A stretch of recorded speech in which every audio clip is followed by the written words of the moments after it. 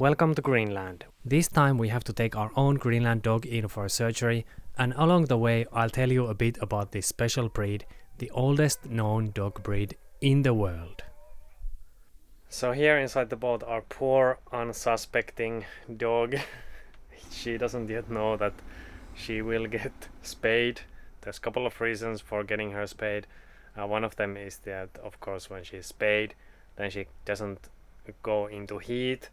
But then the other reason is, and that's maybe even more important for us, when you get a female dog spayed, then she has a much lower chance of getting cancer later in her life. So the visiting vets are coming to town soon, and then Nova will have her operation.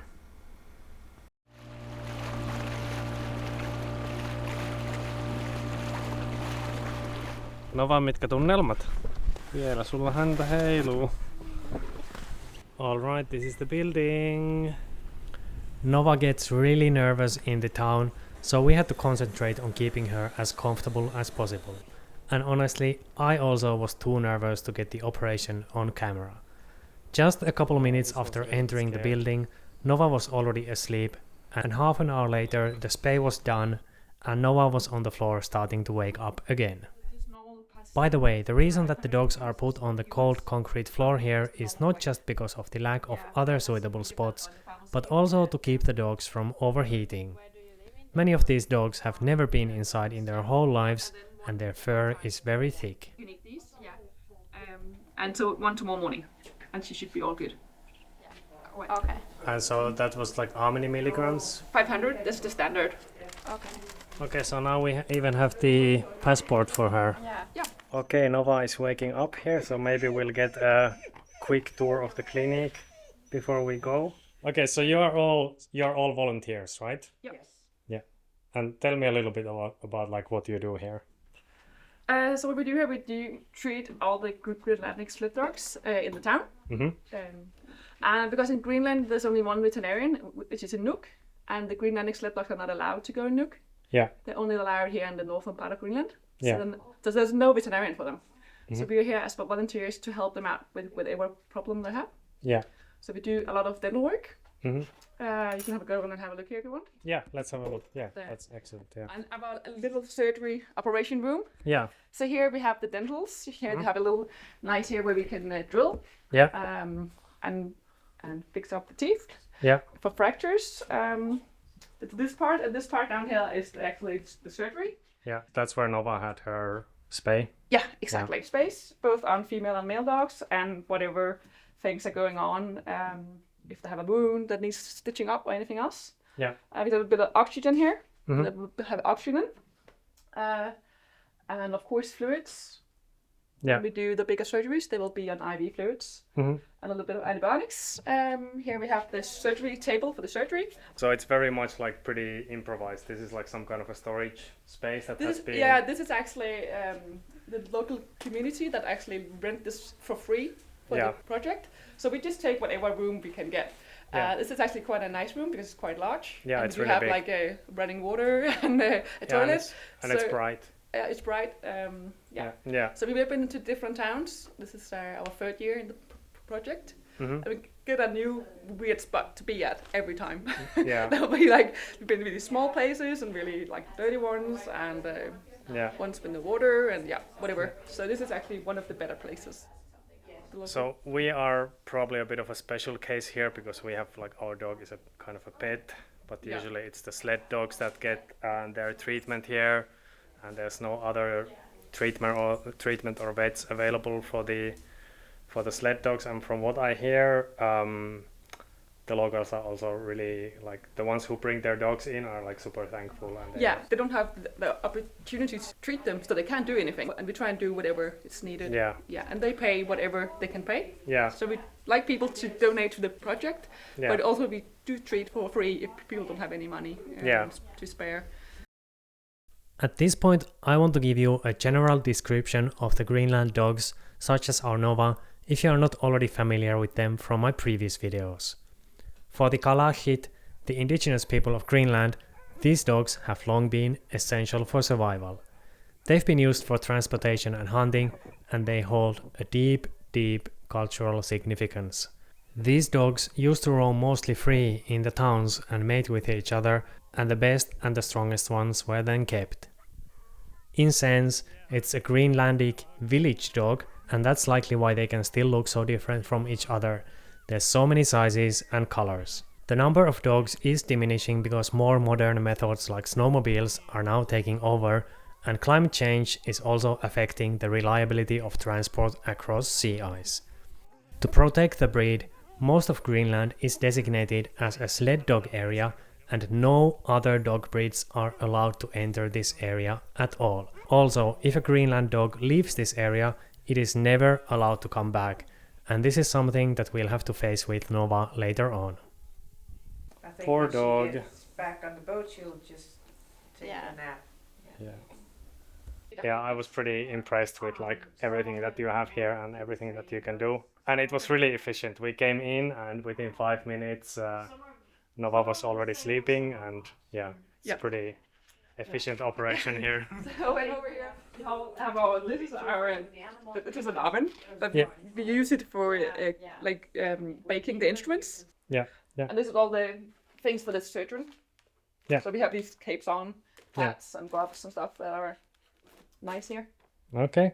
So now you are here for 2 weeks, and there's a vet coming now like several times per year, or we try and be around every second month, depending on when people have holidays and stuff going on, and the flights and the possibilities of coming up here. And it depends on the funding as well, right? Of course. So we have the main funding is from a fund in Denmark that they made it's possible to buy all the expensive things. Like this is our like X-ray for dental work. Here we have an X-ray machine, and this little dental thing was also really expensive, so they bought all that. All the flight tickets, because it's quite expensive to get us up here. So all the donations go mainly to like the medicine and the everyday things we're using up here. But you yourself, all of you, you work on a volunteer basis, right? Yes. So I heard you are on a summer holiday right now. Yes. The clinic also brings in local helpers and young people to observe its operation, hoping to inspire future veterinarians in Greenland. Ideally, the government would fund a permanent veterinarian in the sled dog district, but right now the local veterinary authority only offers telemedical service along with limited medicine depots available in selected towns. QimmeqHealth is therefore the only option for getting sled dogs physically treated in Greenland. For ill or injured dogs, the only other realistic option is putting them down. The clinic relies on grants and donations to continue and expand, and this is a great cause that you can help keep going. If you are interested in donating, I've included the project's account information in the video description below. I'll kick things off with a donation of around $300, and I hope you'll join us, no matter with how small or big of an amount. Please check the project's account information below, and if you are outside the European payment zone, you'll also find further instructions on how to donate. There's also a link to QimmeqHealth's Facebook page where you can find out more. Please have some understanding that this is a pretty small grassroots operation, so there's no official looking donation webpage, but yes, this is a real thing, and I personally vouch for the validity of the account information and of this project. Maybe she likes to walk. Yeah, that's it. If I open the door, maybe she will walk out. Jo, då ser vi vad nu var.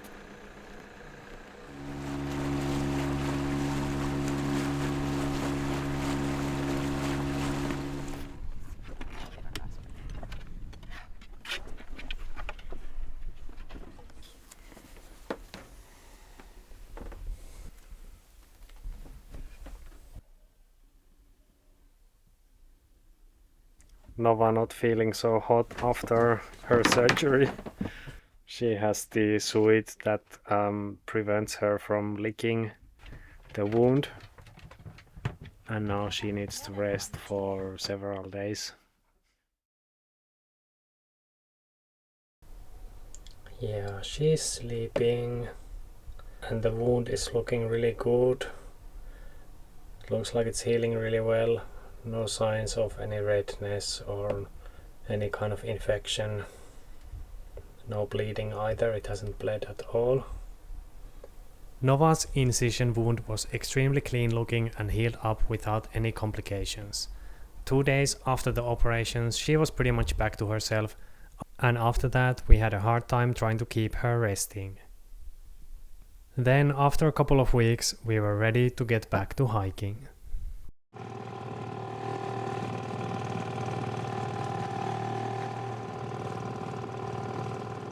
We are gonna go up this one here, hopefully.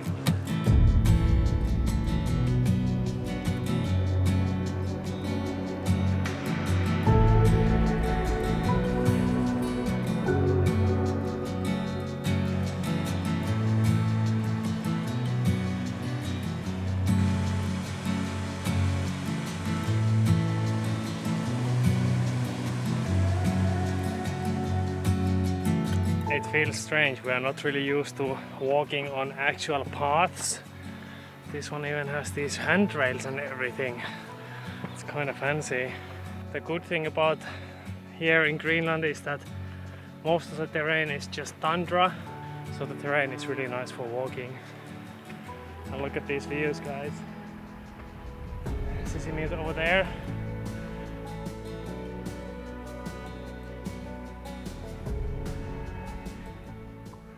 So that's where the path crosses over to the summit ridge, and then we should be there. We are now at maybe 400 meters over the sea level, and the top is at, I think it's like 500 meters over the sea level. This is a really efficient hike because the path just goes pretty much straight up directly from the road, so it's a nice way to get a good view of the area.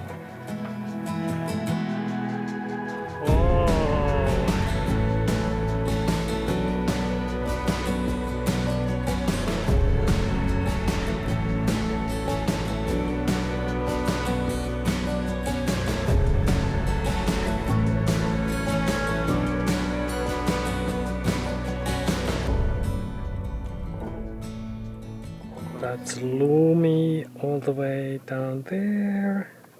No other boats anchored here. So this mountain is called the DABADKKK or something like that, and it is the mountain that the priests used to climb up to check for incoming ships, because back then when there were no radios or VHF radios, when a new ship was coming in, you'd probably send like a rowboat or a small boat to guide it into the harbor. That's what it was used for, and it does provide an exceptionally good view of all the surroundings here. So our overwintering spot was behind these mountains. There's a fjord in there. Can't see it from here really. And with the snowmobile we used to go back in there and over these mountains and then into the town for the few trips that we made to Qimmeq. And those mountains are where we were skiing a few weeks ago. Nova, ota vaan. Nova hei. Nova hei, tässä olisi sulle kallisarvoista vettä, rakas pieni. Sä vaan haluat jotain mutaa vettä. Okei, ei kiinnosta. She doesn't want it, she only wants muddy water. This type of water from the bottle, it has no taste. Next up, our hiking snacks. We brought some sushi, Royal Greenland. Frozen sushi.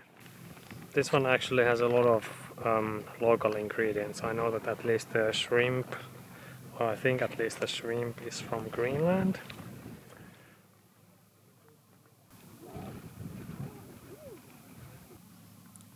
That's whales. There's whales down there.